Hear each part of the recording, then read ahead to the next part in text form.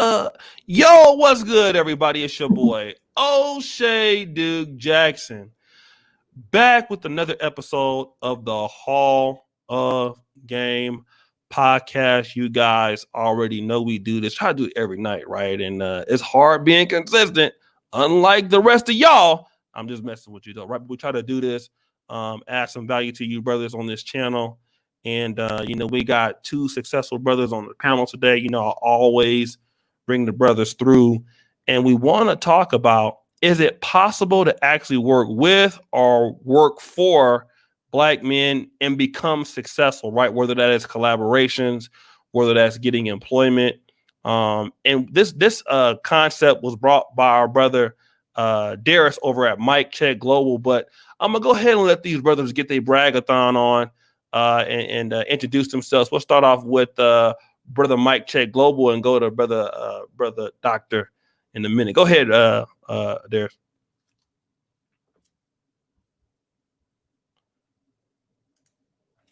Wait, you on mute, player. The white man holding you back, brother. Held you back. My name is Darius from Mike Check Global. I'm CEO of Mike Check Global. I started my business back in 2013.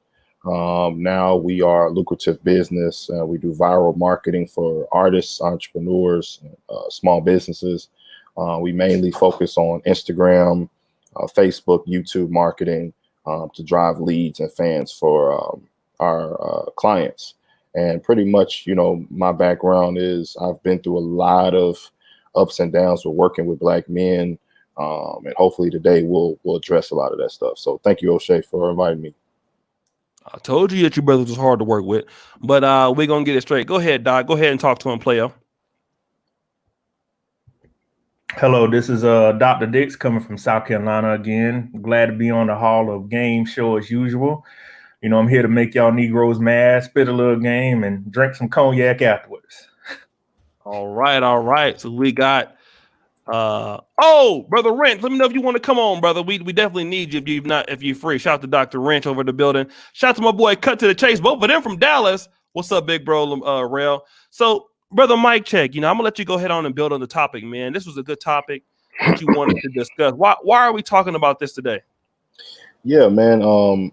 It's just I'm 27 years old, okay, and I started my business at 21, and I seen the landscape of young Black men wanting to start becoming entrepreneurs and have a business. And when I looked at the landscape, I seen that it was a lot of like a dick swinging contest, who's longer contest. I got my business, I'm a boss, you know what I'm saying? And it's like because I'm from St. Louis, Missouri, and I seen so many people wanting to be hairstylists and barbers, and I'm like, what's happening is, yeah, you can be an entrepreneur, but you're creating competition within these markets where now, if we supported one or two or a few of people who are specialists at something, then it'll raise value of our community rather than everybody just trying to be a boss and compete. Why not just work with or closely with an entrepreneur and be what's called an entrepreneur and support each other like that? And I find that the mentality of a lot of Black men is they don't understand the rank and file procedures. And it's something that hopefully today we can talk about and, distinguish like what type of Black man, even if you are a boss and you own your own company, I still will be rank and file of a Black man that has the right respect and has earned that position for me to follow him. And I just want to establish what qualities are we looking for. I seen the email from Wrench Turner. He had a lot of points. I don't know if you've seen that email. Hopefully he can come on here. But he said discipline, knowledgeable on and in business that is being conducted, transparent and honest, self-aware, aka woke, accessible within reason, clear plan to reach end goal, and selflessness. So those are great points. We can definitely pinpoint those today. Oh, okay. I just saw this. All right. I just sent him the link. Okay. No, that was a great topic. Yeah. Brother Pat, brother Doctor, go ahead and what do you think? This is an awesome topic. What's your take on it, brother? It is possible to work with black men, but as the brother was saying earlier, it's extremely hard. In my dealings, it has been extremely difficult for me to work with black men. I remember when I worked for the Department of Defense contractor, I had a guy that was over me that basically every day talked shit to me. Came in and said, every day he coming by my office, hey Cole, what you doing? We don't do stuff like that, man. And he said, you making me look bad. And from that point on, I'm gonna be honest, I've been traumatized by working with black men. It's hard and they make it difficult. Like Mike Check Global was saying, it's a competition. Instead of us working together to get to a goal, you want to compete with me and see who's better. It's just as if we're trying to go bitch for bitch, you know, and talk shit to one another. Right. And the most of them have the crab in the mentality aspect of you ain't gonna get ahead of me, cuz I don't care what credentials you got. The thing is, if I'm 36 years old and I decided to go to school and get a degree and go through hell to get it, why your ass couldn't do the same? So you feeling somewhat towards me instead of saying, well, brother, you younger than me and you got this far. Why can't I learn from you? And you find that a lot. In anything, it could be basketball, it could be a game of dice. Well, you can't beat me, cuz you can't be better than me. I bet I could take that girl. I bet I could get that girl number. You know, it's always the wrong kind of competition. Let's compete on who got the bigger business. Let's compete on who can get the most business. We compete for the wrong things. But in my aspect, it's damn nearly impossible to work with black men. It is hard. You might can count on your fingers and toes how many black men you will be able to work with in your whole life. And that's sad when these should be the main people that we are working with to build a business. There's always the competition factor. It's always trying to outdo you. And if they can't outdo you, they will go spread a rumor or something. I mean, the biggest thing I've noticed, they'll get in front of white people and try to put you down and say, he don't know what he doing. Huh? Why you didn't say this behind closed doors? He don't know what he doing, cuz. And they think that's giving them points when it's making them look bad. So that's already telling me you feeling inferior to me when all I do is come to work every day and do my job.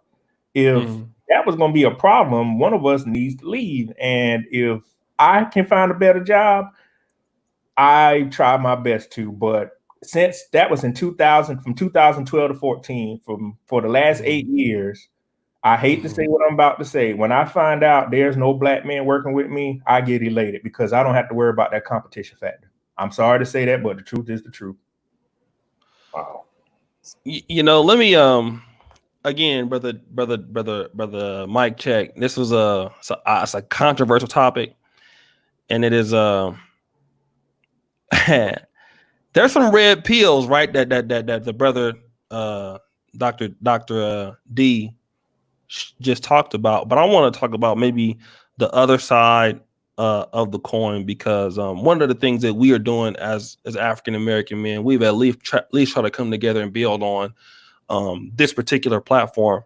And while we do have problems with certain brothers, the thing is that there are brothers that see things like a Mike Check Global, or they see things like a Dr. D. Probably what happens is that we're all in separate fields, so we don't see any competition, right? Because what Mike Check do, I definitely don't do, and what Dr. D do, I definitely don't do. So in situations like that, where there's no competition, it's kind of like, you know, the Pookies and Ray Rays in the educated lanes. Like when I grew up, as a smart guy, most niggas that was in the streets didn't really like feel threatened by me because I wasn't doing the same thing they was doing. And most niggas know, like, you know, Pookies and Ray Rays kind of looked out for smart dudes, and one of the reasons why is because you just wasn't no threat. But versus, you know, guys that are in the same field, I think that what happens is a lot of times, I'm very patient with black guys, black men. I mean, I have different personalities I work with now. And even on the YouTube space, a lot of times how black men's attitudes come off as cocky or talking a lot of stuff or, you know, just being, you know, whatever. A lot of times, I know what I'm going to say is controversial, but a lot of times some of that shit can be overlooked. A lot of niggas are just like that. a lot of niggas are just big man mentality, and a lot of niggas is just really like really full of shit, and they boast. They can be a little bit petty. You're gonna deal with niggas like that in the black community. Not even in West Africa, some niggas like that. The thing I would say is I don't pay attention to any of that shit, right? What I'm trying to do at the end of the day is I know you like that, whatever. You got a big personality. Even a lot of YouTube niggas and black manosphere got a big personality. I'll overlook all of that shit too. Niggas is bragging and talking shit all the time. I'll look over that. I don't mind. I don't take it no mind. What I'm looking at is overall, like, do you have qualities that we could do something with? And I want to let you know that I'm not trying to like threaten you. Now I know that's something that you got to earn trust, because a lot of us don't trust each other, right? But with niggas, if you overlook what the fuck they talking about, because all of that bragging, all of that other shit, and all of that, I don't pay attention to these niggas. I'm just gonna be real. If you pay attention to these niggas talking that shit, you're gonna get mad. I don't listen to nothing they talking about, right? But at the end of the day, I'm looking for, hey, bro, you got a good skill, man. Like, man, you a smart dude, man. And then you can kind of like, oh, okay. Sometimes you got to give brothers compliments, even when they big brother, you know what, man, that's a nice car you got. Oh, really, fam? Yeah, man. Shout out to 20 Days with this cash. I think you, Tangeray. So a lot of that is just fluff. And we got to understand that some of our niggas are like that. And once they know that you ain't trying to be like that, them niggas will come down. You can all have a heart to heart. Hey, bro, listen, I'm trying to work with you. I know that you're doing your thing, man. And, and once they know that, they'll kind of come down off that. And I know that because you can't get as far as I'm getting even on YouTube working with niggas in an all black male space and get financial support. I got dudes come on here that's doctors, dudes come on here MBAs, dude that's way more successful than me right now. I don't have no problem with him, right? Look past the bullshit that these niggas are talking about, number one. Number two, be dependable on what you're doing, right? Like I said, shout out to Brother Wrench Turner coming on. If you really got to understand how this black male psyche works. A lot of times, if you're not the guy that's trying to compete with them for the hoes and for the clout, you can have all the money in the world. And they really don't care about you having all the money in the world. As long as you're trying to compete with them for hoes and clout, you ain't gonna have that many problems, right? So let's say if you're a dude that got a lot of chicks, don't talk about it. Like even on my YouTube, do y'all ever see me? This is Truth Sting, Dr. D. I do pretty good on my platform, right? But you niggas will never see me flaunting it, getting a car, going around in nice hotels. I will never show you that because I know how these niggas are. So a lot of that shit that they participate in, bragging, showing off, working with black men, don't do it. If you got a lot of money, don't let them. You ain't got to tell them. You ain't got to show it to them. If you that kind of guy and keep some of those things to yourself, you will have less problems, if not no problems. The problem is when you get into one of these broke nigga betting wars with these niggas, like, I got all the hoes, I got all the... Don't nigga... Listen, them niggas ain't got no bitches. I'm going to tell you that right, man. Don't listen to these niggas. These niggas ain't got no hoes. These niggas ain't got no money. They talking about this shit. These niggas do not listen to these dumbass niggas talking about that shit. All right? You don't stoop to their level on that. You stick to the point. You do something good. You can, because I'm telling you, a lot of brothers are lazy. You be that person that delivers the shit, and trust me, they gonna come running to you. But as soon as you get on that nigga, stop, I'm doing this and I'm doing that type of shit, don't even go there with them. Them niggas know you the man. You ain't gotta tell them shit. All right? Overlook what they talking about. You focus on what you're doing, getting the money and working with them, and trust me, you ain't gonna have no problems. Go ahead, Brother Wrench. All right, who else want to rail on that? Yeah, so what's going on, brothers? What's going on, brother? What's up, man? All right, I ain't gonna be on too long. I got to cut my yard, man. It's looking real ashy. But just to kind of this one here, yet another one that hit home. I appreciate brother Mike Check Global reading those points out, because I didn't think I would be able to come on, but those are things that I've kind of learned over time, especially as it relates to working with some of our brothers, man. It's so on both ends, in order for it to be successful, man, you yourself as somebody, just say if you're coming from a position of being a boss or a business owner and you're working with brothers, you have to be extremely emotionally intact. You have to be together because brothers are going to pull your patience in a million different directions. And Hello. in order to protect your business, sometimes it's better to let them win that little battle of the day, kind of sever ties, and then you still have your business, and you still have you still have some room to kind of grow that business. If you were somebody who works for a brother, and one of the first streams that I did with Brother O'Shea, I talked about that working for a young brother who actually has an MBA from I want to say it's Southern, and he actually just started another MBA program at SMU, Southern Methodist University. Young brother, had got a lot of piss and vinegar in him, man, but he is extremely sharp. Um, he wasn't the easiest guy to work for, but once he saw that I wasn't a threat to what he was trying to accomplish, and saw that we were both on the same page, that brother is the reason why I moved up with the last promotion that I had, with the last promotion that I got in February.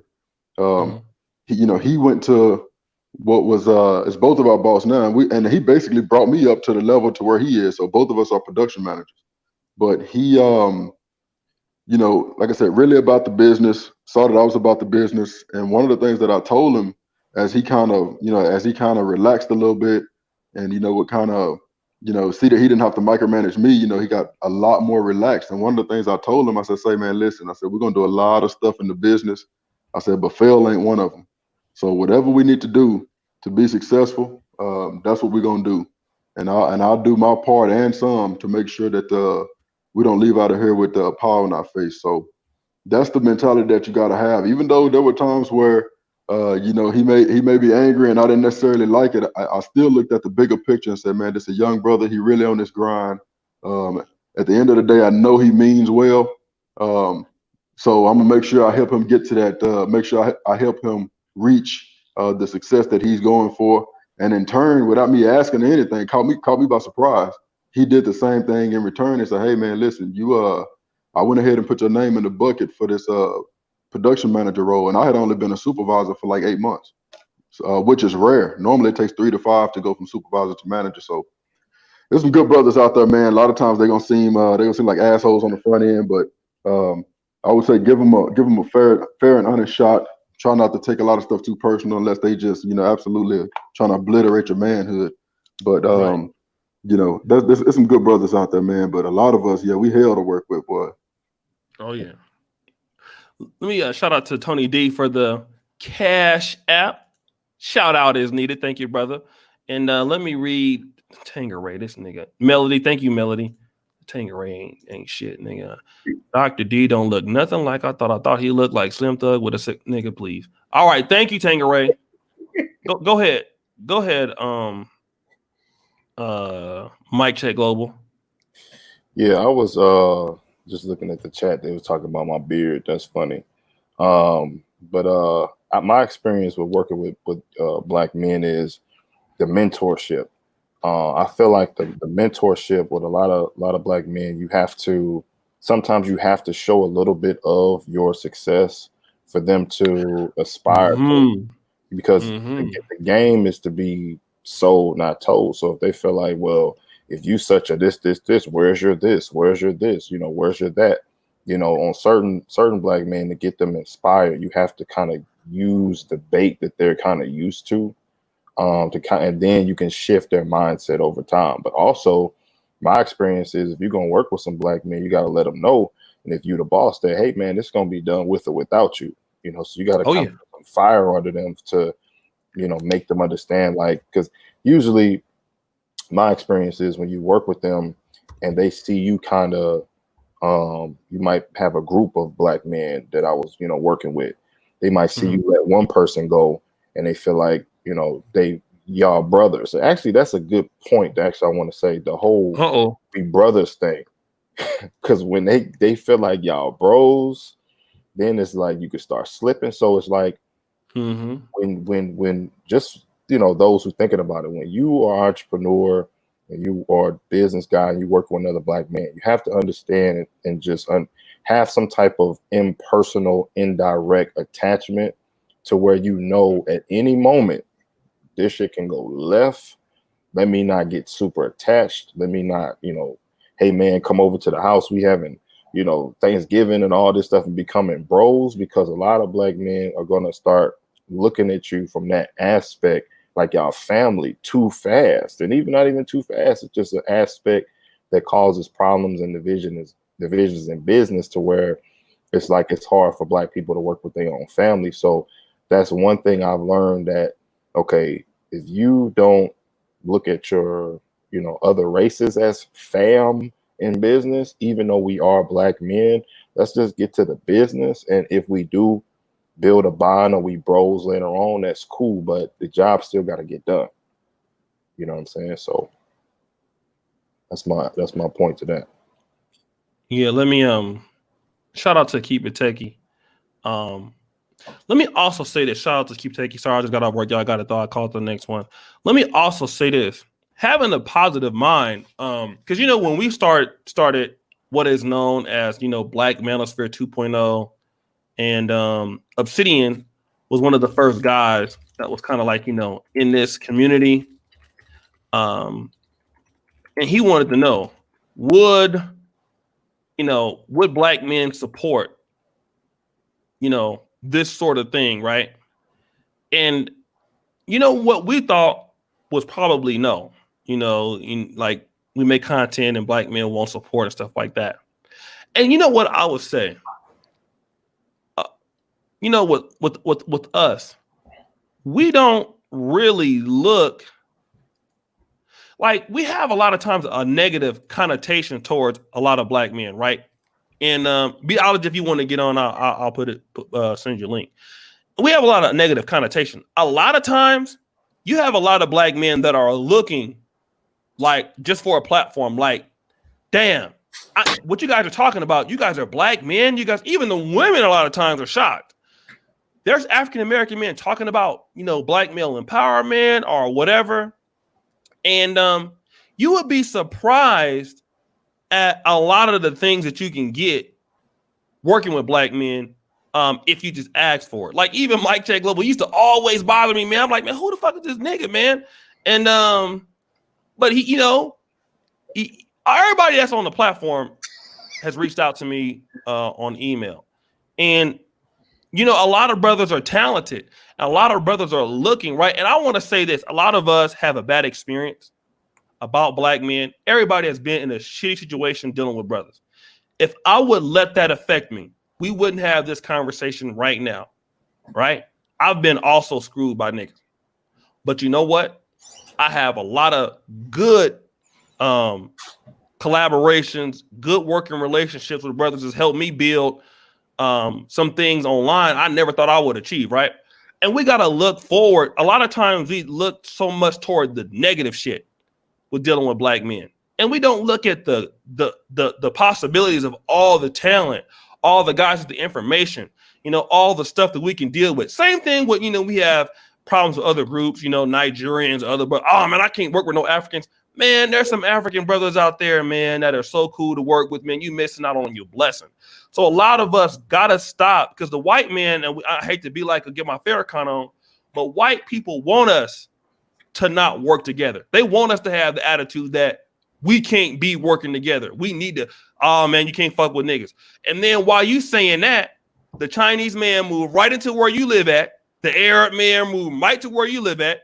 The Indians is running everything in East Africa, and they getting the money, and they don't, and they look at us like, oh, there goes black people. I'm running towards them. We looking at black folks like, oh shit, them niggas, we running from them. So we got to also realize that we have a lot of opportunities to work with our people. Let me also say this too. I have noticed this. Mike Check Global is 27. And I think I might be the oldest guy on here right now. I'm 39. I have noticed that if you're a young guy and you're talented, a lot of older guys don't want to give you the respect. And I noticed that. I'm gonna come right back to you. I've noticed that, man. Even here, I've had that issue, and I ain't even the youngest nigga in the world. The younger guys that, understand technology, that understand the business, even if you don't understand the business the brother's doing, you thinking like, well, shit, I'm older than him. Why not me? And that makes it hard for a lot of you niggas out there who are mad because somebody's 25, somebody 24, your ass is 40, and he's doing better than you, and and now you hating on him. But you don't want to take no orders or listen to the guy, but he knows the business. You don't know the business. And a lot of niggas just got to get out of that. There are going to be younger guys that's even younger than me that come on this platform. There's other YouTubers that were my moderators that are doing better than me now, simply because they figured this shit out, or they in a different sector than me and they blowing my ass out the water. Do you know what? That's good, right? I can't hate on nobody's success like that. And a lot of niggas need to get over it. We got a lot of brothers out here that understand the game. They're coming up in this culture and they know how to monetize the culture. A lot of us might not know how to monetize it, right? And that might be your boss. That might be your manager.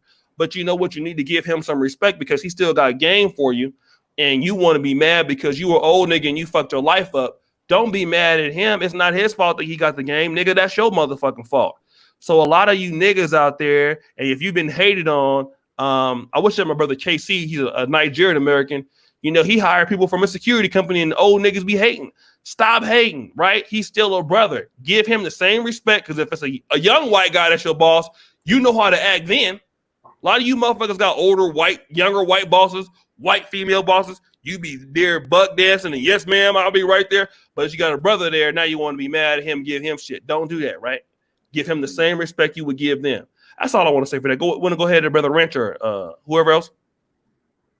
Yeah. So, can you hear me? Yes, sir. All right. So one thing that it's funny that you're talking about this, man. When I interviewed for the production manager position, the young brother that I'm talking about, he literally said, "Man, I appreciate you allowing me to lead the team, man. I appreciate you allowing me to be a leader. I know that I'm younger." These are his exact words. "I know that I'm younger, but I appreciate you allowing me to lead the team, man." I've been wanting to tell you that, man, but I just want to let you know. And I was like, "Brother, hey, man, it's nothing. Anything you need from me after today, let me know, and we'll get it done."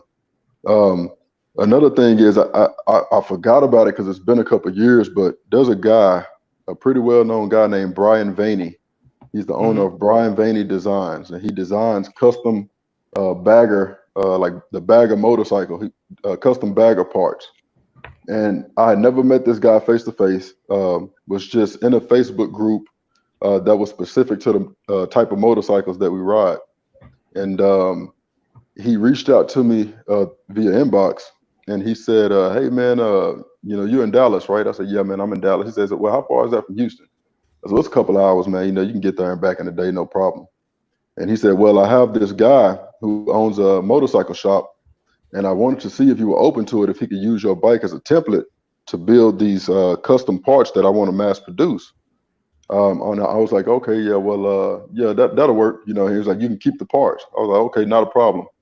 I said, I can have it down there this weekend." He was like, "Oh, okay, cool." And I checked with him in the middle of the week. I said, "Hey, we still good?" He's like, "Oh yeah, everything is set up, man. Whenever you get down there, the guy will be ready for you, so on and so forth." He called me on that Saturday. I was already halfway to Houston, and he said, "Hey man, I was calling to see when you would arrive or whatever." And I said, "Brother, I'm halfway there. I'll be there probably another hour and a half." And he was like, "Oh," and then you can hear him kind of talking in the background to his wife, and his wife is of another culture. You know what I mean? And he said, "Man," he said, "Oh, you for real?" I said, "Yeah, man, I'm halfway to Houston right now." He said, "Man, this is the first that I've ever worked with a brother, and they actually did what they said they was gonna do. You know how our people do." I said, "Man, I know." I said, "That's why it was important for me to come through on my word." The deal with him and the guy that owned the shop, something happened, but I ended up having to go back down and pick up my bike. Kind of took an L on it to a certain extent, you know what I mean? But it wasn't nothing that got the lights turned off. But a lot of times we have this preconceived notion, man, and it's a lot of times it's within reason, because we've been burned by brothers, or we've been, given the shaft by brothers, or hated on the whole way while we were trying to get to where we're going. So I understand it, man. That's just one example where two brothers were really caught off guard that I actually followed through and did what I said I was going to do. And the more we do that, man, the more we'll start to change some minds. And hopefully some brothers are listening to this that may have that hater gene in them, and they can kind of wash it out with a good shower tonight, man, and give brothers that are business owners a shot and really give them their best to help them be successful. And you'll be surprised at what they're able to help you accomplish too in the game that they can give to you. That's a fact.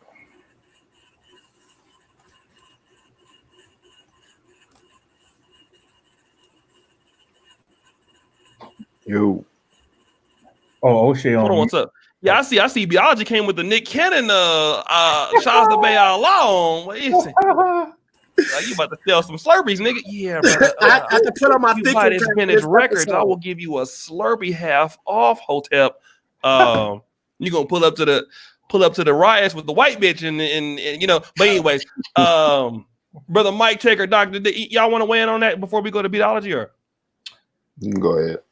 Well, when I was little, my dad had a paint and body business, and I remember being 5 or 6 years old. We would, my dad would give out free estimates. So people, the black people in particularly, will come down there and try to jip my dad and say, hey, you know, I need an estimate for my insurance money. If anybody's ever had their car hit or anything, what happens is how it used to be, you can get a bunch of estimates. If your car is paid off, what they'll do, they send a check directly to you. So if your car got $5,000 worth of damage, the insurance company is going to send you a check for $5,000. You don't even have to get your car fixed. So you get to shop around and see who can do it. And you say, well, if I could get my car fixed for $3,000, I could pocket $2,000. So what people do, they will come down to my dad and say, hey, I need a free estimate. And my dad will be nice and write the estimate. We'll never see the person again. So sometimes we would eventually get customers.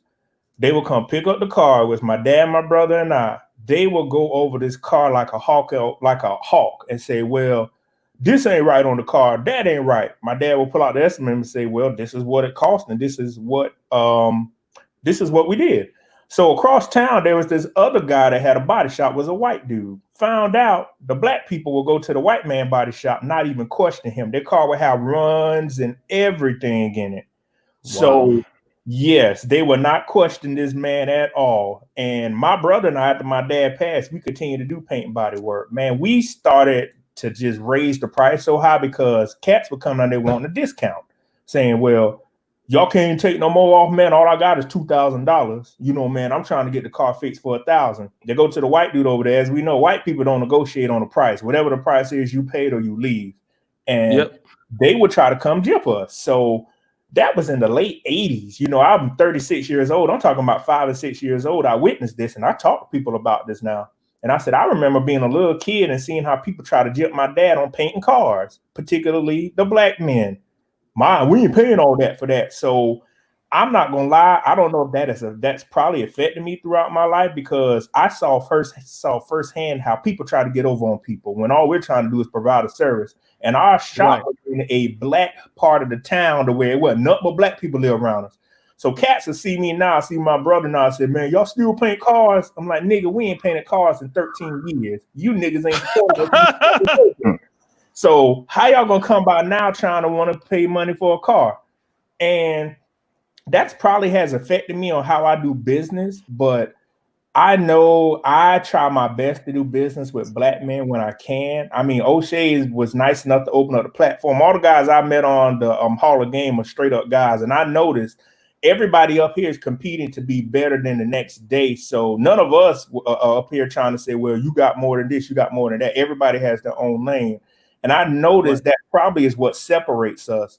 You know, I forgot who was saying it earlier. When you have a bunch of broke dudes, O'Shea was saying it. Broke dudes would say, well, we got to compete against one another. We ain't made it yet. And I've noticed when you get a bunch of broke dudes together, the competition is about dumb shit. Yeah. It's about nothing positive. You know, you got on better Jordans than me. We got on better this and that. And that's just my experience on dealing with black men back in the late 80s. I mean, that was 30 years ago. And some of that stuff, I think about it now. I don't know if it's affected me, but I just saw how people tried to do my dad back then, and I said that was messed up. All my dad was trying to do, he was an entrepreneur. You know, he got drafted during the Vietnam War during the Tet Offensive. So he came back and he went to school and said, I'm gonna learn how to paint cars. And he said, I want to teach y'all something the way if something ever go wrong, y'all can learn how to do it. And I'm like, so y'all would try to jump a black man that's trying to provide a service. So when we say, is it possible to work with black men to be successful? It's 50-50. But with me, you know, I'm leaning towards the other way. I hope I eventually change. But the thing is, when I find young black men, I do mentor them and try to help them out. The ones, you know, that are really trying to do stuff. Like the young guy that was working with us. I told him, hey, man, you know, your internship go in. I called him the other night. I said, did you put in your paperwork for your unemployment? And all of us are banding together to make sure this young man that graduated from college, he gets a job. So I am trying to change the philosophy of black men won't help black men out. But from my personal experience, it was very little black men I could really work with. Right. No, I feel it. Brother Mike, Check, you want to get in on this now before? Yeah. I mean, that's what I'm seeing now. This whole, I'll be telling artists as well about coming down to Atlanta. Atlanta respects clout. Atlanta respects celebrity. If you don't, if you're not coming down here on that level, you're gonna have a hard time, and that's just how the game is. So if you're trying to do anything with black people, you have to be larger than life to some extent. You have to have that Messiah-esque presence sometimes, you know, that pastor presence, or that seeming, so that you have an authority that they can just automatically dismiss that you are nobody before they even listen to you. You know what I'm saying? So, you know, if anybody's trying to do anything with black folks, you just got to understand that you have to come at them from that angle. And for those who are actually genuine and don't have to see all that stuff, you know, that's 1%, you know what I'm saying? But for the majority, to get them to move and make something happen, you got to give them some type of entertainment. You got to sell them almost on a dream sometimes, just to get them the dream that they're supposed to have, you know? So yeah, we can move it forward. Let me just say this before we go to brother Beatology. All right, for you dudes that have a company, and what I'm about to say is controversial, Doc. So God forgive me. I love Jesus and all of his followers, but I'm gonna tell you niggas something. Tell these niggas to go fuck themselves, okay? I'm just gonna be real. Niggas will give you shit if they older than you, if they younger than you. Tell them to go fuck off. You tell them shut the fuck up. I'm telling you, because niggas, you have to tell niggas that type of shit sometimes.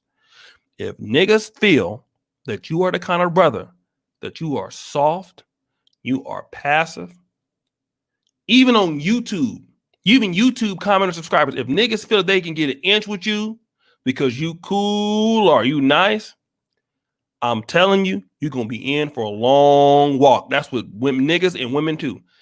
Tell all of them to go fuck themselves. Say, bitch, it's my company. You can get the fuck on.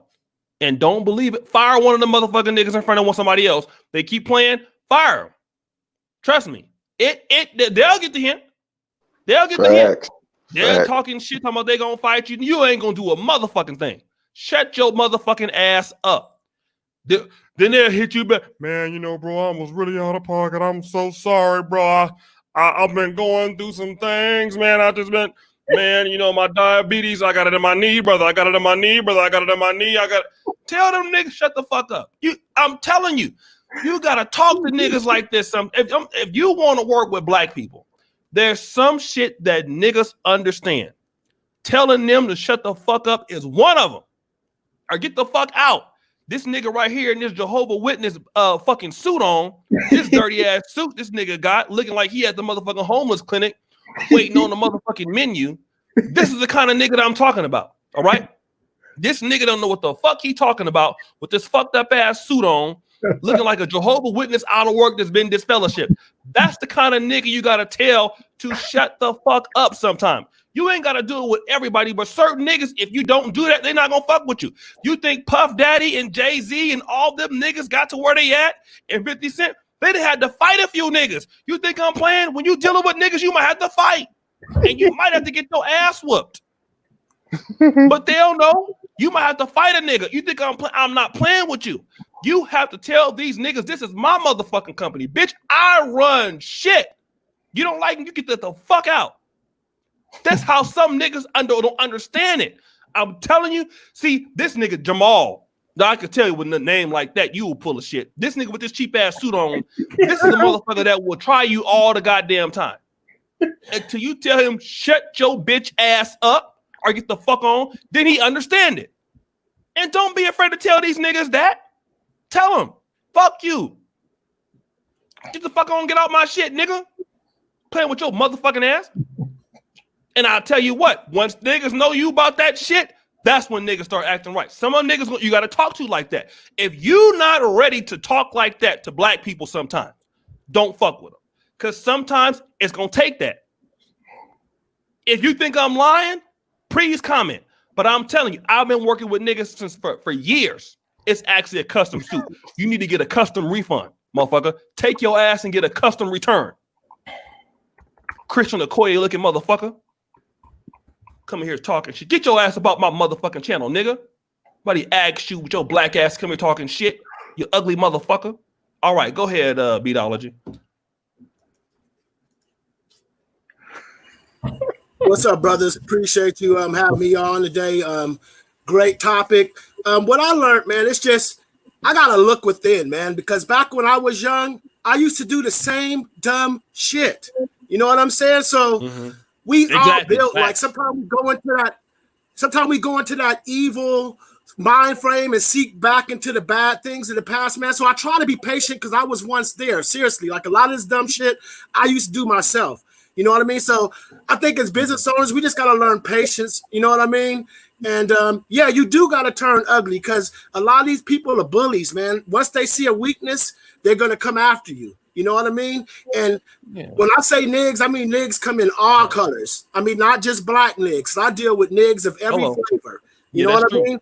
And soon as they see a weakness, they're going to exploit it. Now look at these riots. At first, it was peaceful. And then it was white people that was like, fuck it, we going to start looting, right? And then niggas is like, fuck this shit. White people out there getting free stuff. You know what I mean? Now brothers went out there, and do you think they gave a damn about if it was a black business or not? I'm really thinking about not opening up a fourth shop because of this. I was just about to open up a shop on Melrose and spend about $100,000. Thank God I didn't, because I don't know how much insurance covers and all that. You know what I mean?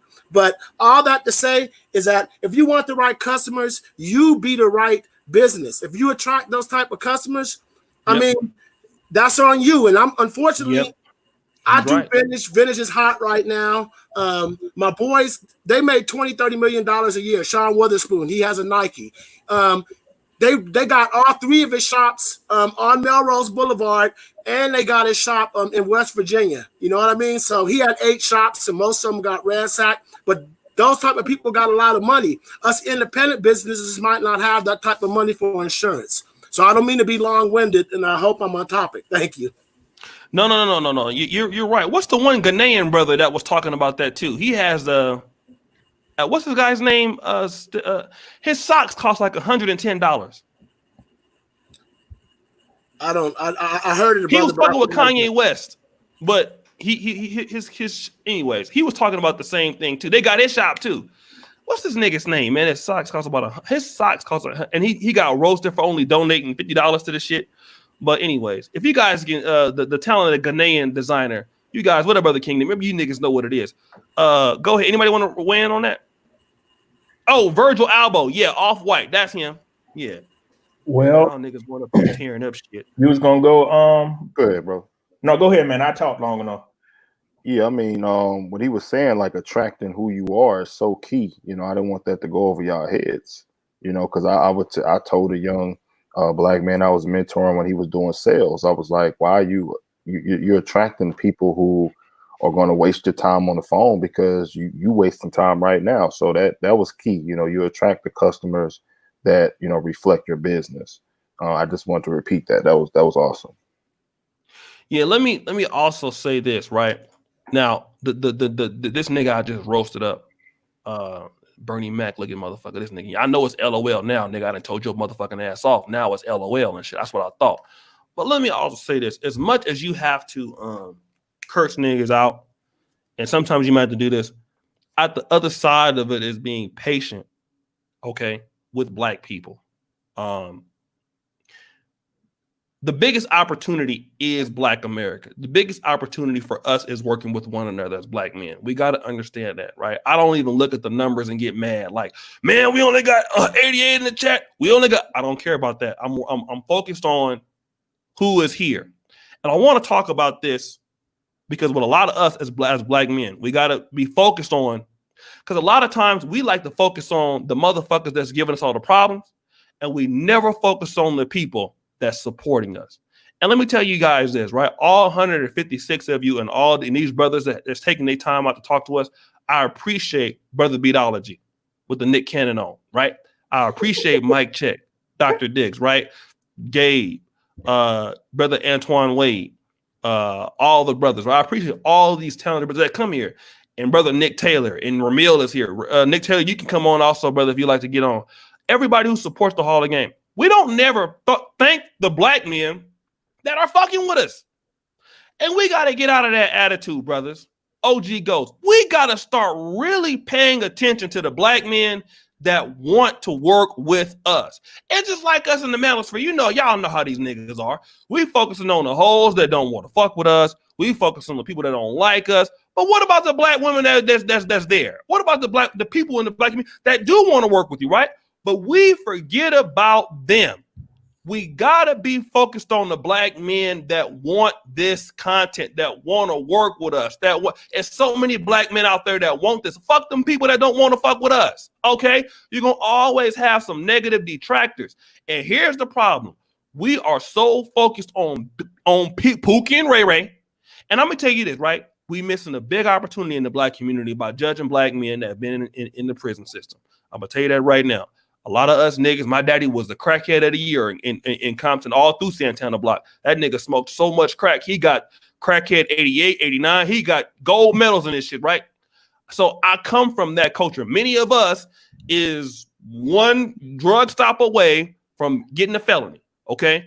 There's so many black men out here trying to change their lives, doing the wrong thing, the right thing. And when a black man come up with a felony or a misdemeanor, we want to look down on the brother. And just like the white man looking down on the brother, but when we want to get mad when the white man looking down on us, and we missing opportunities. Do you know the prison community on YouTube, the black prison community? Shout out to Kev Mack. Do you know them YouTube channels and King Herc and all them dudes?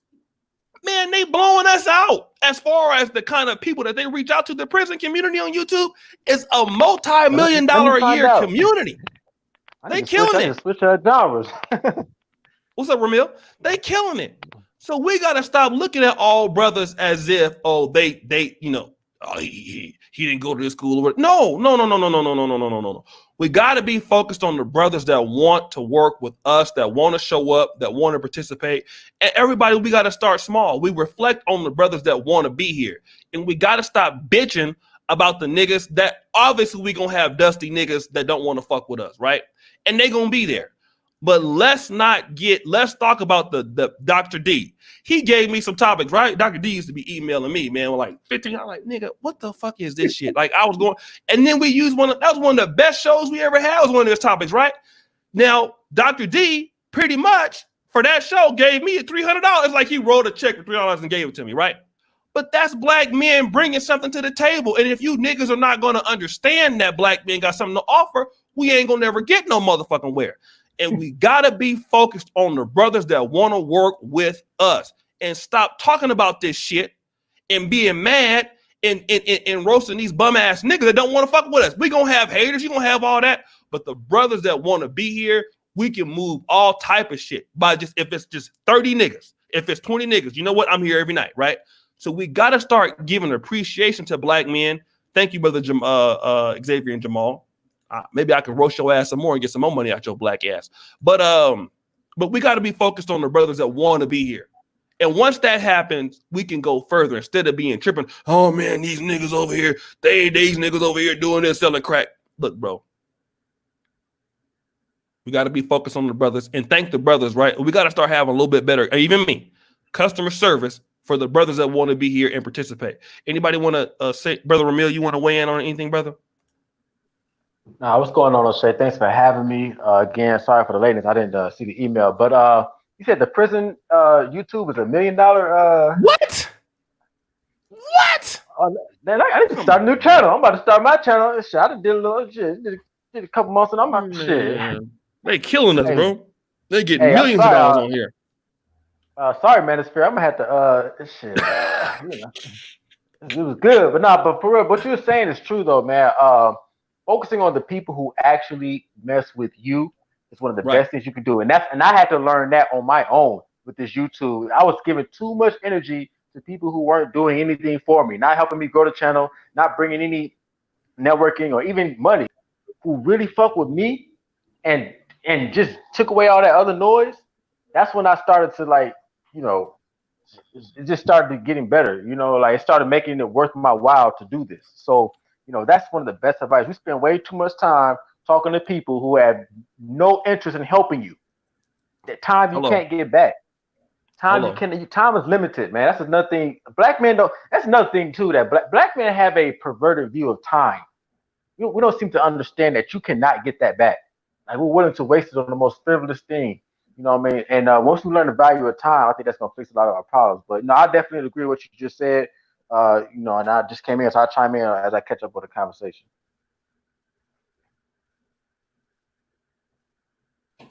You there? I had 2 points. Hello. Yeah. I had 2 points I just wanted to mention. We need some type of reward system for Black male success, and also we need to reflect on how Black women support each other and what we can learn from them and their communities and how they're working with each other. One thing I've noticed is they have a lot of award shows for, you know, everything in Black women entrepreneurship. It's always an award for, you know, best talk show or best hair salon or best something business, and it's just a lot of, you know, women supporting each other in these awards. I've seen it, you know, these independent awards are giving out things. So we need to, you know, put together a platform that actually rewards Black male success in some type of way, to, you know, have some type of reward system, because that's going to, you know, it's authentic, it's genuine, and it's going to help, you know, inspire more Black men, because they're going to see that, oh, okay, I'm going to get some type of acknowledgement for being successful, along with, you know, just having the money. So, you know, if anybody wants to build on that, you know, through the Manosphere, maybe have a Manosphere conference, and at that conference give some awards away. You know what I'm saying? That'll be great. Just want to put that out there. Well, real quick, O'Shea, and actually, that's shout outs to O'Shea, because he was one of the pioneers. O'Shea does give out awards. You know, one of the first Black men I've ever seen. Oh yeah, the Negro Manosphere Awards is coming up pretty soon again. Exactly. I've never seen that before in my life. Yep, I never seen that before in my life. I was like, wow, Black men. So that just blew my mind. And to build off what you just said real quick, as far as, you're right, Black women, look, you can Google right now, Black female organizations, Black women organizations. And I think it's like 40 of them that's going to come up in America. Now, if you go Google Black male organizations, there's only one, the 100 Black Men of America. Yes. That's pathetic. 40 organizations to one. So they are definitely doing the damn thing when it comes to working with each other and building with each other. It's us as Black men that are being defective by not doing the same. We should be doing that plus more, even better. Yo, I don't know if y'all can see this or not. Probably can't see this.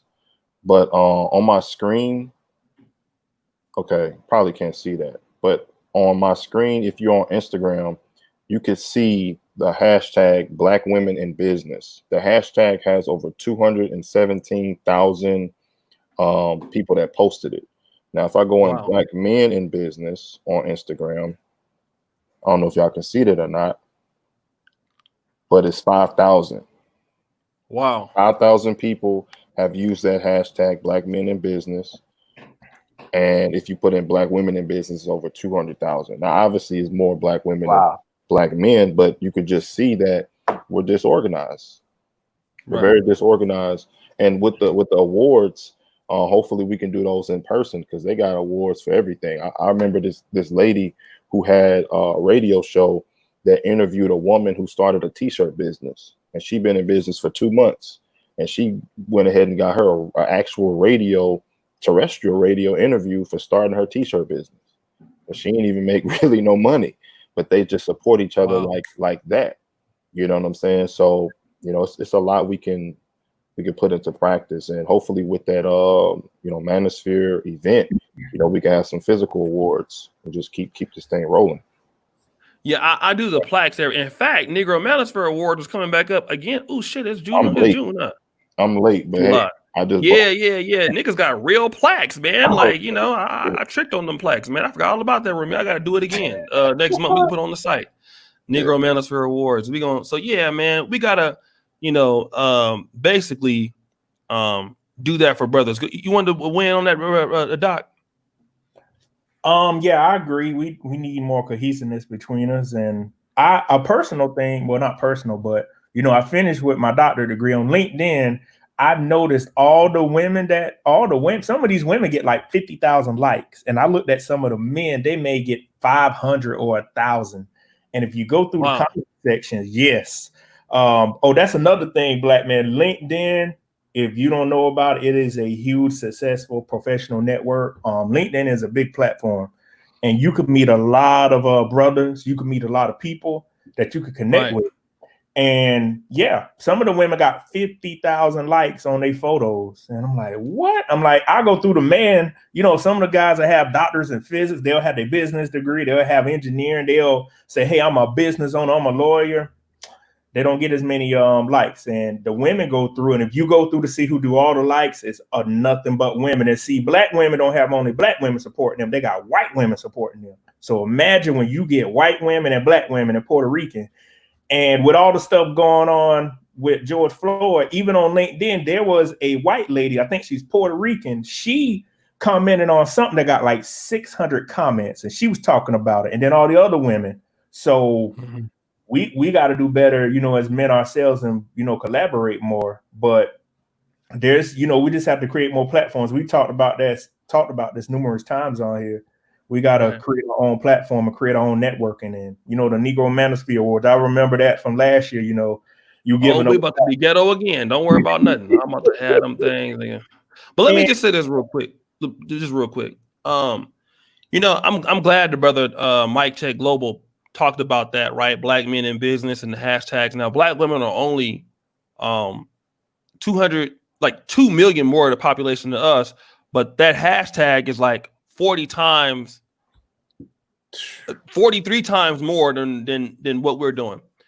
And that just goes to show you that we have like so much further to go. I'm gonna bring it to Brother Nick. But what I want to say is this, right? While we have so much further to go, and we might not be where other people are at, we should give ourselves some credit for at least coming to the conversation. Right now, I know it's not enough black male podcasts, and it's not enough. We are underserved market, but guys, literally, there are brothers out here that are trying to get into the content business, or trying to do something, or podcast on what they're talking about, or whatever. People meeting up, so we got to give ourselves credit for at least being here, right? And then we start from here. And we are still in the beginning of something now. So we're, this Hall of Game is something that at first it was a dating show, but then I changed it to a professional show. Many guys know the first Hall of Game was about game, right? But now it was this type of game. And Brother Gabe got on me and made me stick with it. So a lot of guys are going into this level. You see the Black Brain Trust now.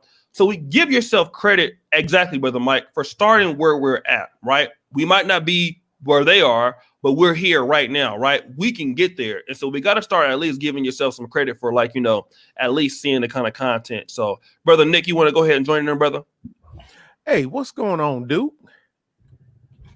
Man, I'm just trying to make it through, Unc. That's what I'm talking about. Dr. Nix, Mike Check, Stealth Beatology, and my boy Ramil. What's up, Ramil? Man, hey, what's going on, Nick? What's going on, Nick? What's going up, on, sir? Bro? Oh man, I ain't caught up with Ramil in a minute. We burned this house down a couple of months ago. Hey, man, it's been a while, man. That You was come back fun though. anytime, bro. That was a good show, man. That was fun though. But Yeah. hey, dig this, y'all. I'm listening to what everybody's saying about the black businesses and whatnot, and black male businesses. What's up? Cut to the chase. Appreciate it, bro. About being known. There's a lot of black businesses out here that a lot of us black business owners, we just kind of keep it to ourselves. And I'm not dissing the chicks, but the chicks a lot of time get a lot of fanfare, like y'all said, but just because they're chicks. And what was and that's not a diss. That's not a diss. I mean, I'm cool with that. But you can be doing all kind of stuff, just like this latest thing when Robert Johnson gave all that money to them people saying, I ain't never heard of him. I'm like, man, I heard of him about 20 years ago. Where you been? They ain't paying attention because he don't wear a dress. No, it's kind of strange. It's like no one expects, and I say no one, that's probably not the right word, but I'll just stick with it. It's like nobody really expects anything from you outside of rap or music or clothes or something like that. Most people don't expect anything out of you. So then when you do it, a lot of people, I'm quite sure every brother on this panel then had one of their own look down their nose at them when they told you what you do, and it ain't BS based. And you don't, you just take it and you just, okay, just going about your business. You get over it. Don't be bitter with it, but you can be successful. And a lot of things depends on the type of business you in.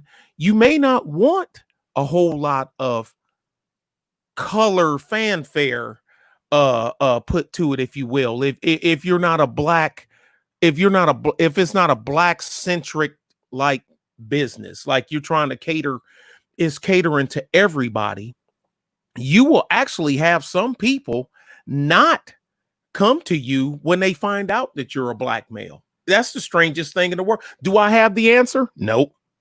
I don't. But does it happen? Of course we do. I mean, who has the hardest time from their own people? Black stores.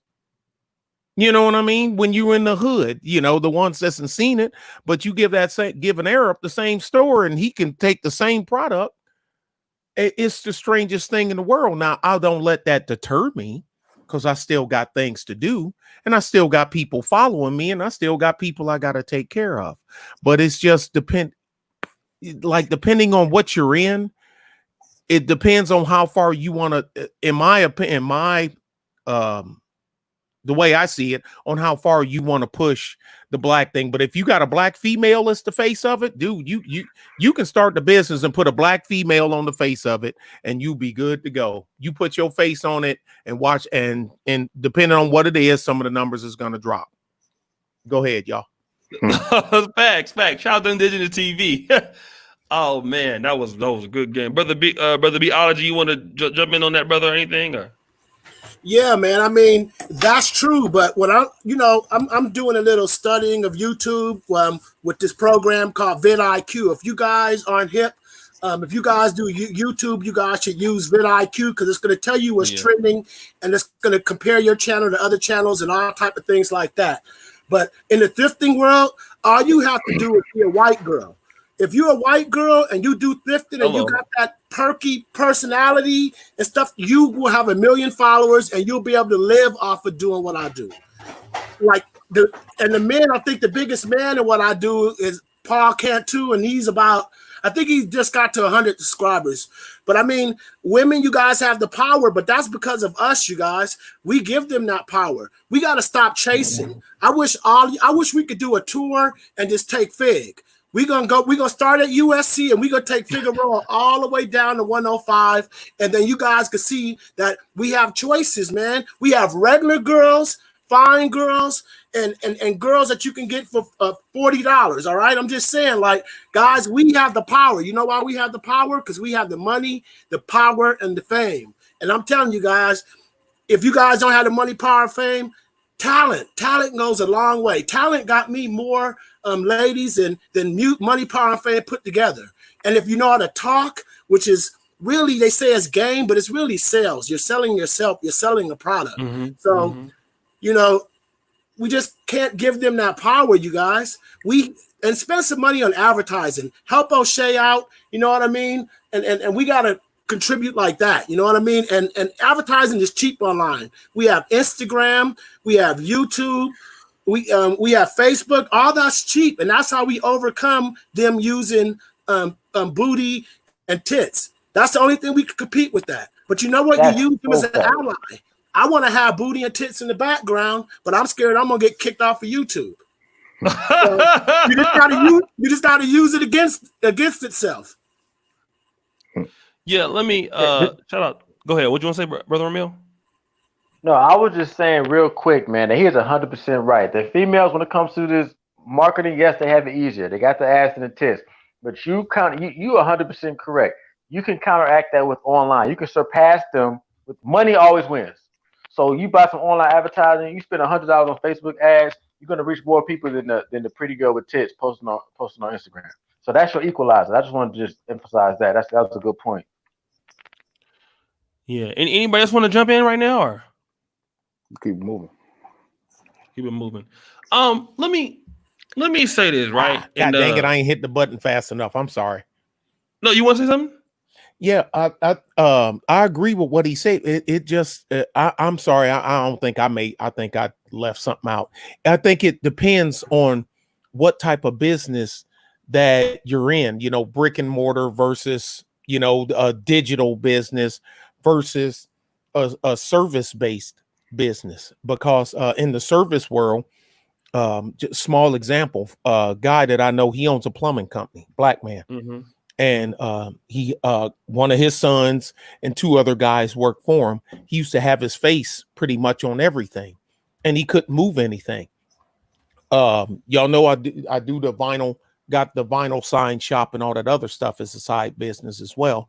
I changed the logo on his vans just to a cartoonish looking white guy carrying a toolbox grinning, and put them on his vans and took his face off of his Facebook and his Instagram. Wow. And he went up 22%.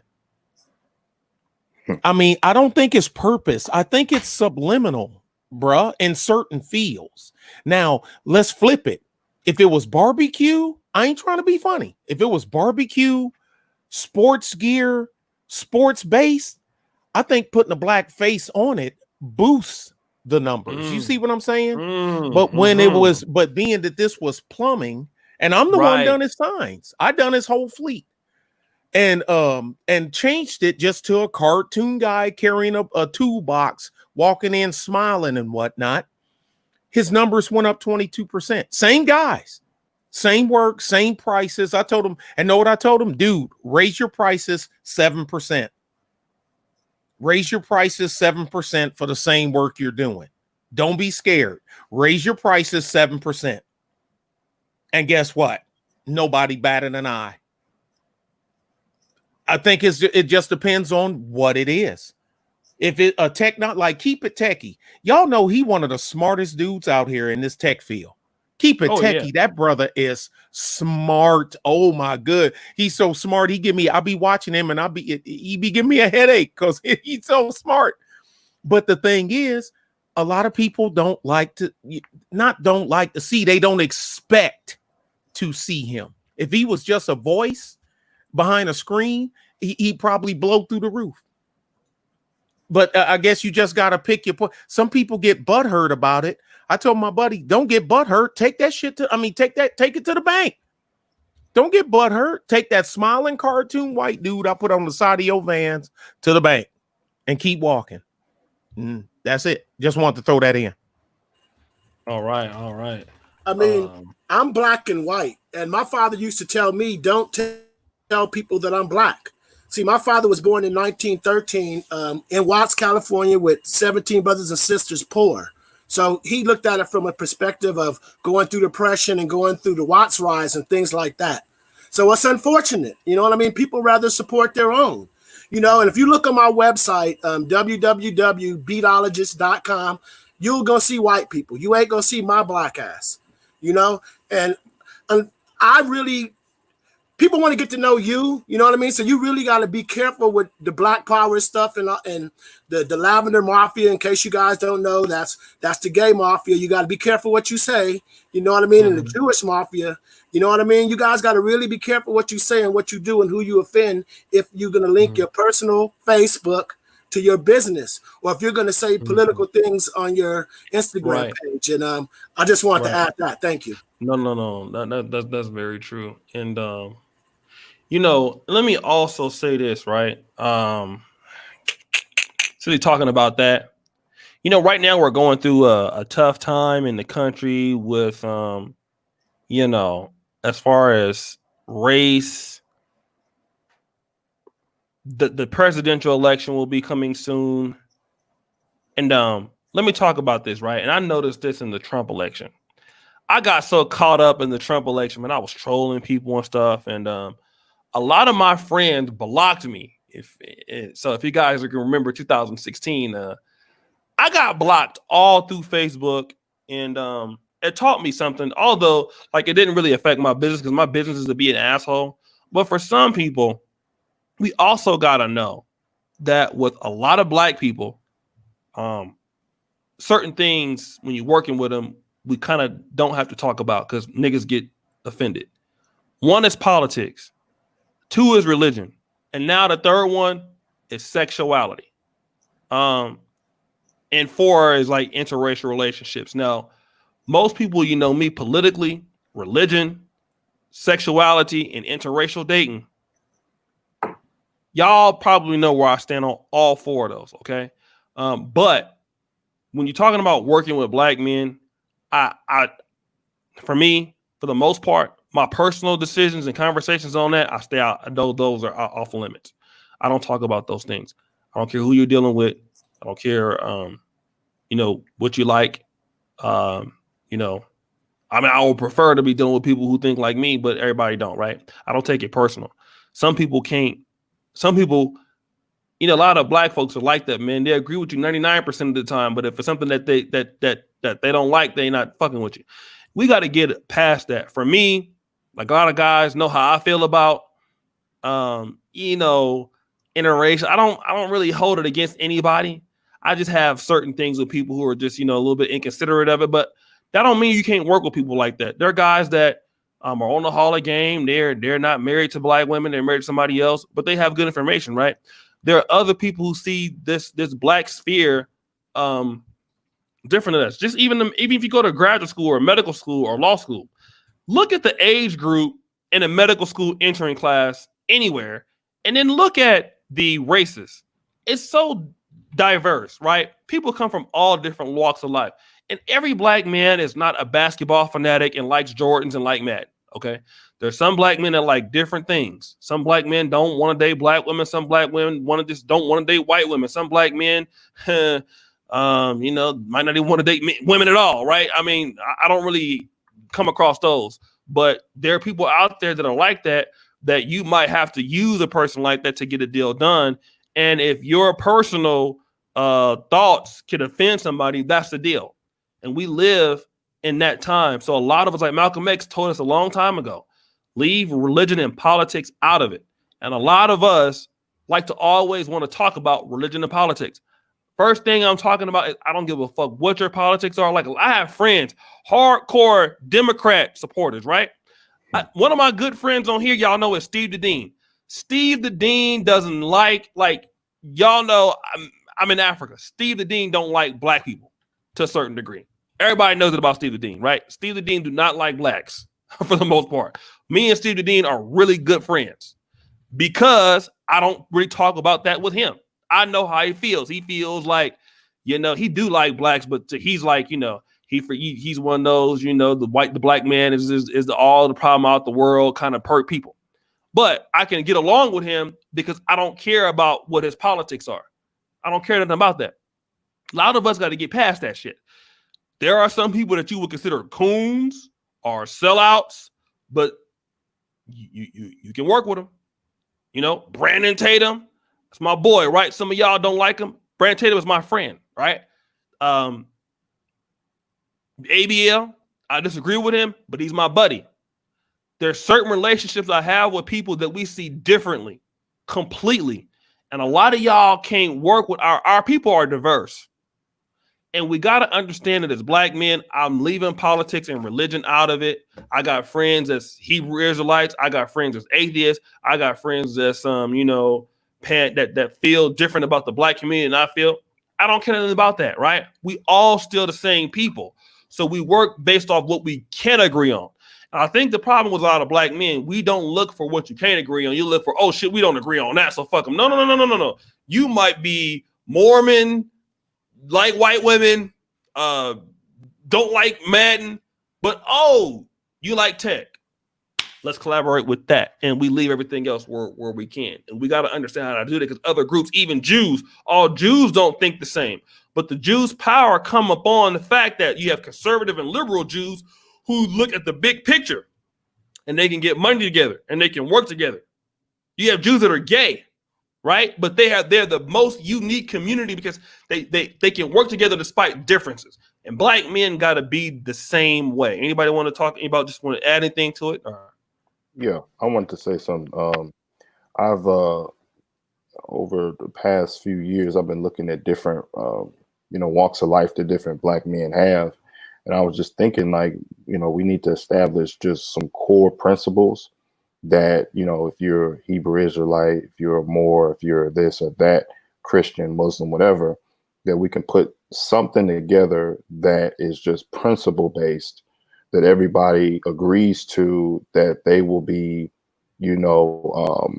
holding themselves accountable for, each time, we have these type of discussions, don't cuss each other out, don't, insult each other, just certain principles that we just need to agree on when we are doing business with each other or just coming together, that makes sense for building and nation building. Because if we don't have these principles and these core principles established, then there's really nothing we can start to do to build because we can't even talk with each other properly.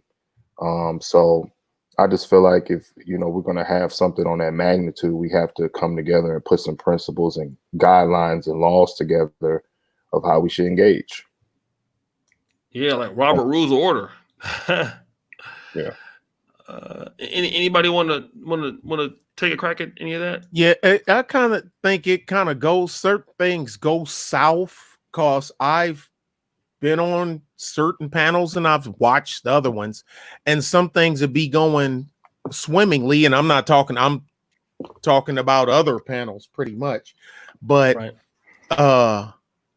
And you'll have one person that'll just go full gorilla and scuttle the whole thing. You know what I mean? And you be looking, if you're looking on the side, you can judge, you can take the temperature of the room. Like you're looking at the chat, you're looking at the numbers drop off, or I know some people are going to frown at me when I say this. You're going to look at the quality of the people that are leaving versus the ones coming in, or vice versa. Because, some people come for the effery and some people come for knowledge. Mm-hmm. And you have a knowledge-based show and somebody come with effery and you run off the effery people. I mean, the knowledge people, but your effery people ain't there and vice versa.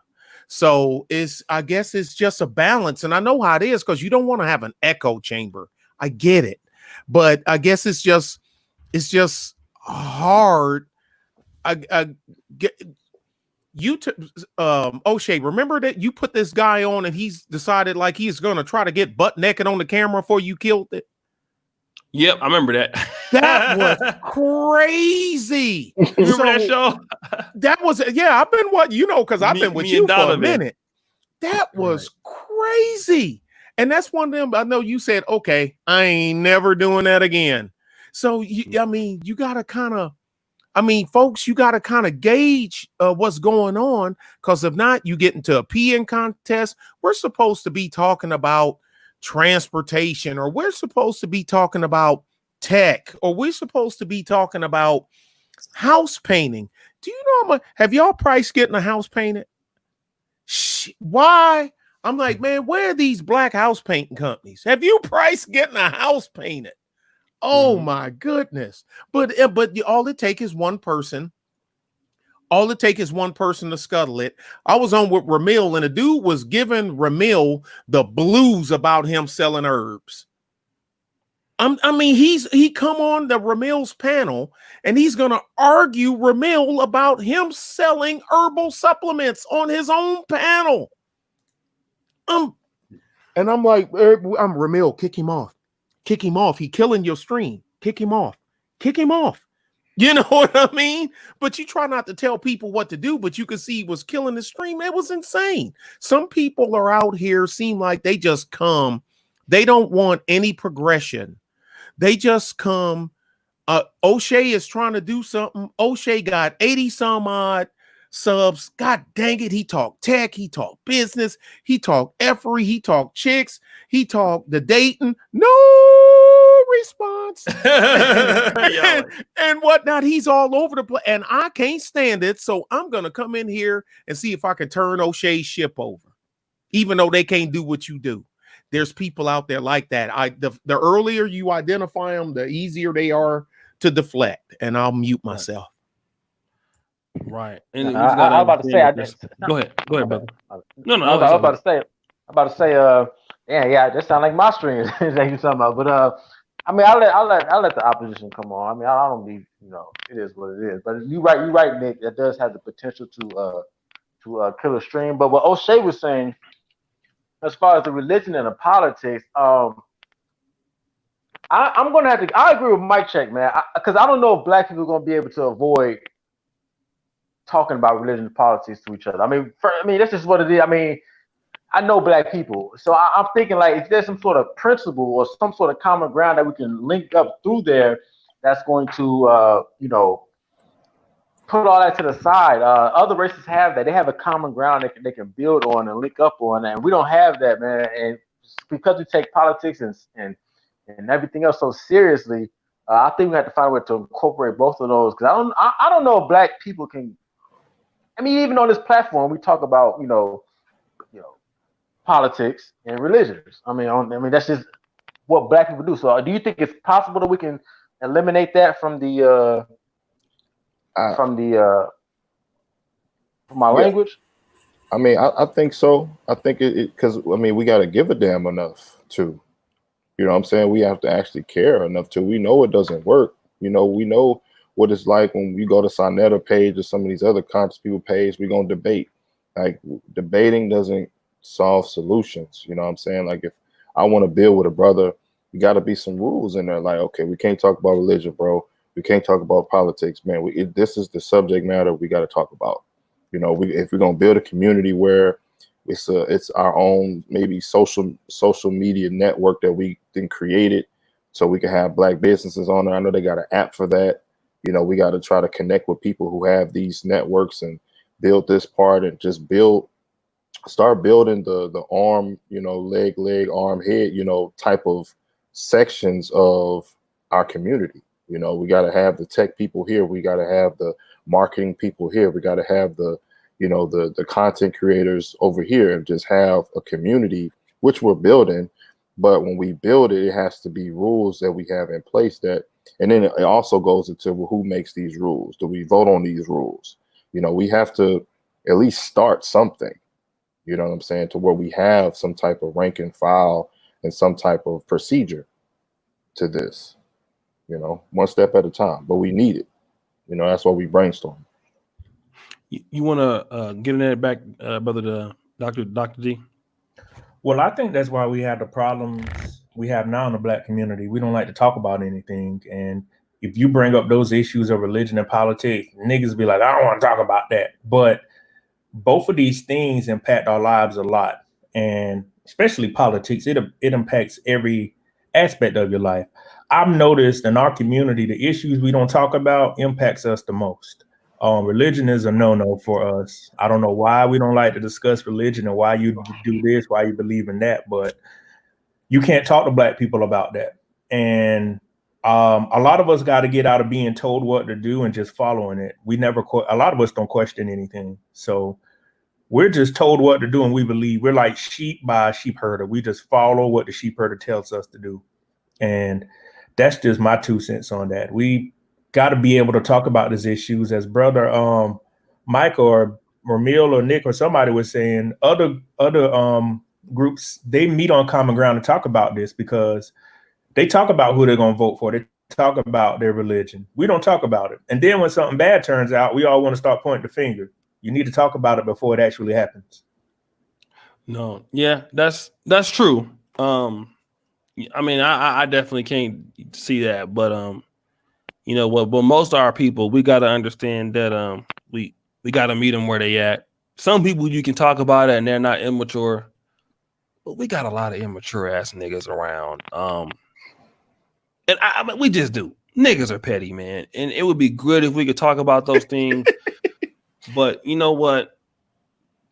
I mean, I can't tell y'all what to do. I'm gonna leave it alone because these niggas are already a headache as it is.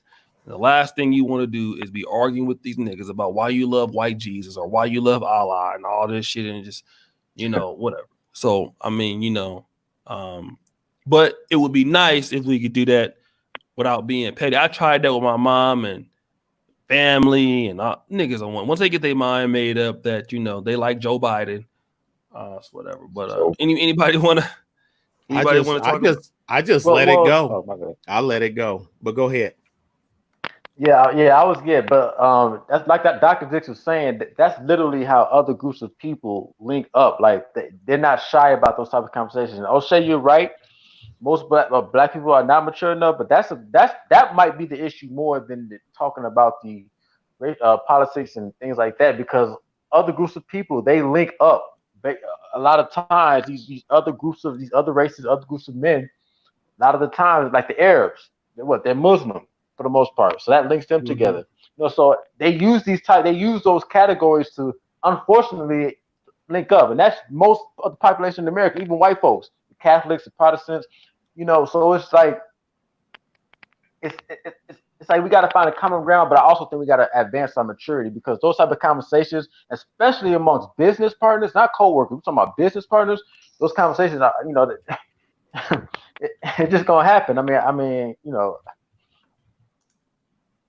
I just think make sure you have a mature business partner, you know, when it does happen. And if somebody disagrees, just blow it all off. But if the person not mature, like you said, then shut it off. But meaningful connections in this country, you know, people are usually linked up based on those two things aside from race. No, you're right. Anybody got anything else they want to say or today or what? What's going on? Yeah, we got to start doing the right business and not have that Suge Knight syndrome. You know what I mean? Like, I'll talk about it. You know, and I'm sorry. You know what? I'm just not going to start from there because he was getting like when we sign record label deals, I mean, we all get messed up. Like, you know what I mean? We all sign bunk deals, right? So, I mean, that's just the thing you got to do. Like, I'm a producer. Like, when you first produce, sometimes you might have to ghost produce. Sometimes you might have to work for hire.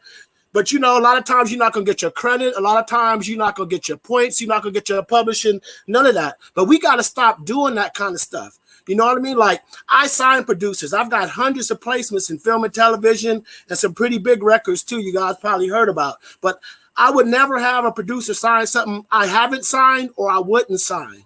Guys, when we get that money, power, and fame, don't take advantage of people. Do business how you would want to do business. A lot of us get in these positions and start slapping people and effing they girls and all out of pocket and stuff, man. We want to do business. We got to be right, man. Go by the religion that should be all of us. Treat people how you want to be treated and do business how you want to do business. That's it. So, Beatology, what you telling me is I need to stop throwing guys in the beds of my dump trucks and putting the tarp over them? I mean, I need to stop doing that. Well, we don't want to. That's my Suge Knight impersonation. That's my version of Suge. Look what happened with that. Look what happened with that. Who ended up getting the death row money? Don't white people own death row now, or the feds own deff row? Oh, well, shoot, all of them. Hasbro Toy Company bought death row.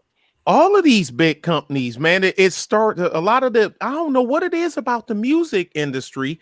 It'll start out grassroots street level, and then next thing you know, CBS owns it. Virgin Mobile owns it. This one, and I'm like, wait a minute, why did you? Well, they offered me this. How about you just keep? Know what I'd rather do? I'd rather have $1 million a year than $2 million a year than you to give me $50 million right now. Mm-hmm. But I keep it. But then know what I see? But know what I get to do if I keep it, instead of me having to give my kids the money that I got left over when I die. I get to give them that company that I still own when I die. Well, that's the way I see it, though. That's the great thing about content. Content, if your paperwork is right, and if you guys write music, you guys got to sign up with ASCAP or BMI and get your publishing right.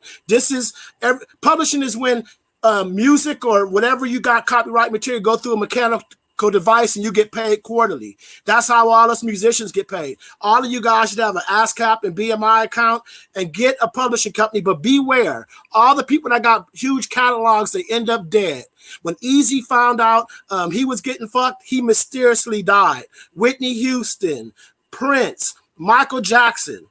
They after your money because that's money in perpetuity. It goes on forever. It goes on to your kids and your kids and your kids and your kids. So own your content. All you YouTube creators, own it. Back it up off of YouTube.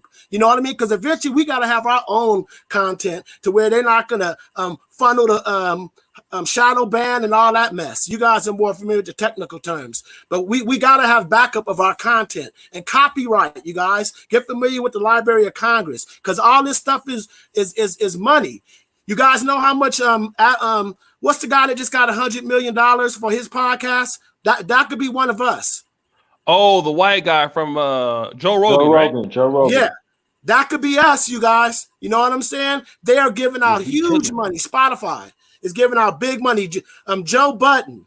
You know what I mean? Like, this is real content, you guys. And believe it, nobody wants to watch this. We just got to spice it up a little. It's like the pastors. They start hooping and hollering and dancing and they ain't talking about nothing. We just got to entertain it a little more so it's easy to digest. You know what I mean? Because it's hard to listen to this shit, but we need to listen to this shit. And that's all I got. Thank you. Damn. Well, let me go let these dudes out of the back of these two trucks then. Damn. Please do, man. I'm just kidding. Ain't nobody. Well, currently there's nobody locked up in the back of the truck. So yeah.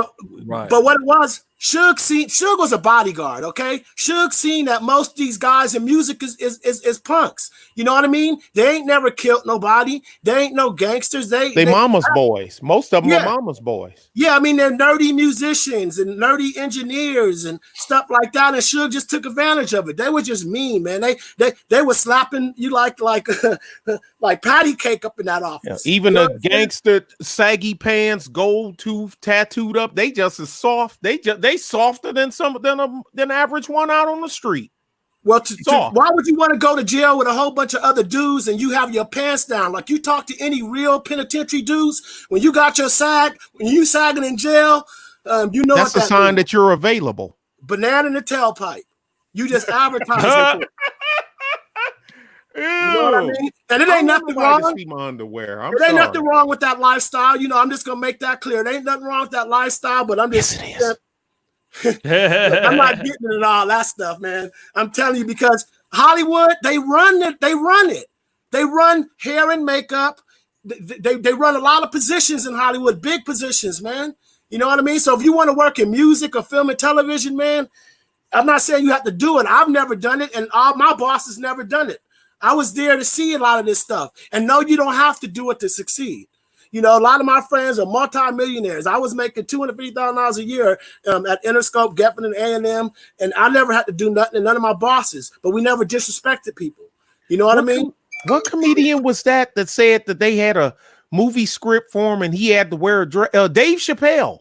And he told him no, and they kept pushing it, but then they turned around and handed him a script that was a script without him having to wear a dress. I don't know if y'all seen that. Yeah. That freaked me out when I seen that. Yeah, some interview he talked about that. Yeah. Mm-hmm. That's crazy. Answer to that, I think when people can have sex with anybody, then if you don't have your mind intact, then you just want to have sex with a bunch of people, then that turns into maybe the same sex or animals and dogs. And, you know, they say some of that is entrenched in a lot of people's DNA, but I don't even want to start talking about all that. You know, but I'm just saying. With that note, we're going to go ahead on and close it down. It's 4 o'clock. But it was a great build. We'll be back tomorrow. Thank you, brother. Mike Check Global. I don't know if we hit on all the points you wanted to hit on, but it's all good. Did we? I don't know. Oh, I'm good. For the most part. For the most part. All right. Last words from you niggas. Bro. Thanks for having me, man. And next time I be more on time. But no, thanks for having me, man. Great show, great build. Great talking to all you guys. Thanks a lot. And make sure you guys subscribe to my channel, Ramil and Mayor. Appreciate you. Well, I'm sub to you already. Hey, semi-rural warehousing. That's all I gotta say. Semi-rural warehousing, not storage, warehousing. That's it. Bye, y'all. All right. Thank you, O'Shea. Anybody else? Appreciate for the invite, bro. As always, man. Hey man, thanks, man. You've been really helping out on the shows, bro. Dr. D, obviously, he's a Hall of Game legend up in this thing. We've been missing the other guys though, right? Coach Ali, who's the other guys always here? Brother Maurice is here, Andre's here sometime. Gabe is always here. So go ahead. I'm gonna come up with 80 topics and email them to you. I've been busy. I ain't had time to pick. I'm gonna make you take me out the Hall of Game and say I had to get rid of that nigga. He was bugging me. Oh, and also let me do this, right, brother. Antoine Wade, Black Heights is on right now, right? He has a really, really good show. And brother Biology, anything you want to say? I just like to thank you for having me come on. And you guys, I'm trying to get to 1,000 subscribers on YouTube so I can take YouTube more seriously, so I can make time for it. So if you guys can please subscribe to Beatology, Beatollogy, my YouTube, and I'll subscribe back. And I appreciate the opportunity, man. And if I'm getting too crazy, just let me know, man. Thank you. No, that's all good, man. Let me do this. Oh, we talk about. Let's try to. So shout out to brother Beatology. That's his channel. Wait. But I wanna. What is it? So 848 subscribers, right? Go check him out. Let me try to share the screen, and it's there. But brother Antoine Wade has a show, right? And Antoine Wade from Black Heights. I want to help him. He's an MBA from Georgia Tech. He has a really, really, really great channel. I don't think there's any channel that's really as organized as his when it comes to topics he talks about. I don't know if he's still on right now. He was on, but it seems like he's already off. But anyways, he's already off. He is smart. That's a smart dude. Man, he's a very, very bright guy. He's probably one of the most talented guys online that I know. Should have a lot more subscribers. So I'm sub to him. Yeah, it seems like he just left. But anyways, go subscribe to Beatology, subscribe to Ramil Amir. We'll definitely be back. I thank everybody for being here. Beatology is crazy, but we still fuck with the brother. He's cool. Hey, crazy is good sometimes. So it's good. I'm gonna be waiting for one of Doc's topics that she'll be coming through tomorrow, and I'll read through them and say none of them ain't gonna be shit, but then all of them will hit 10,000 views. Like it usually, but I'm like, man, this dumbass topic, man, shit. 30,000 views, damn. Shit. We want to go ahead and thank Doc for the topic, y'all. It was a hit show. So shout out to brother. But all you brothers make some good points. All you brothers make very good points. Yeah. And guys, thanks. We're trying to build this community up. I stay up every night to try to do this every night. It's hard. It's 4 in the morning, but I try to do it. We need to basically try to bring black men together, and a lot of brothers meet through this hangout or through this nightly show. I think it'll keep growing, right? So, anybody got any last things to say? I was going to add something. Are you going to do a topic about the voting that's coming up? They just said it was prelim voting or something was going on today. No, I try to leave that out of the hall because these are niggas that you're talking about. But it would be nice, brother. But you're talking about black people now, and so black people and voting, brother. get a little ugly, but I might do something like that. You know, that's actually not a bad idea. But go ahead and email those to me so I can get it ready. And guys, great show. You guys are talented, man. I'm glad that we're reaching brothers from all the age groups. You know, brother Yogi Fish, I see you on Facebook, brother. So thanks for you brothers being here. See you niggas tomorrow. I'm out. Peace. Peace, y'all. Peace.